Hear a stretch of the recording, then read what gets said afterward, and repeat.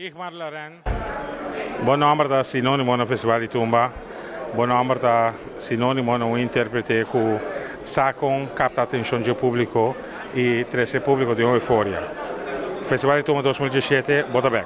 A la orden. Conta com boa participação aqui. Quem é compositor de Tumba, quem é arreglista, qual banda está participando com ele? Bom, aqui é uma composição de minha pessoa com Gregory Colina. O título de Tumba aqui é uma gosta de vida.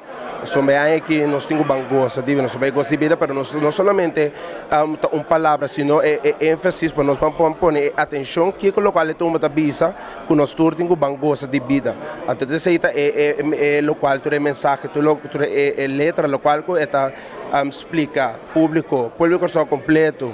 Que conosco bisa que gosta de vida, lo qual que tem dentro Tumba aqui, é logicamente também que por vale a atenção do público tudo completo, assim nós podemos compreender a mensagem de Tumba aqui.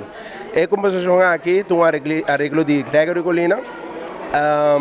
Me vou avisar que o Gregory Colina ainda sua hobby energia dentro do aqui também, então me estou contente, hobby satisfeito com nós dois ainda energia, ânimo e atenção para que Tumba aqui também, então me estou contente de que agora aqui me vou avisar que me está claro para o Festival de Tumba, então é também um hobby great.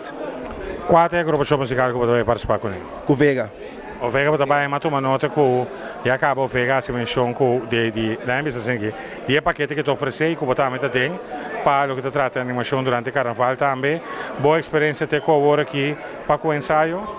Sim, bom, ensaio nós também começamos a start eigenlijk há um mês, toevallig nós vamos estar com Tumba então, wat betreft a minha performance para o Vega, eigenlijk nós estamos começando a preparar para PC.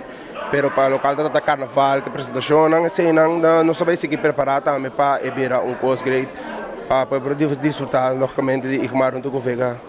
E não só a gosta de vida. E botar. Igmar Laren, prazer. Danke, sempre na ordem, a la ordem, maneira sempre. Danke.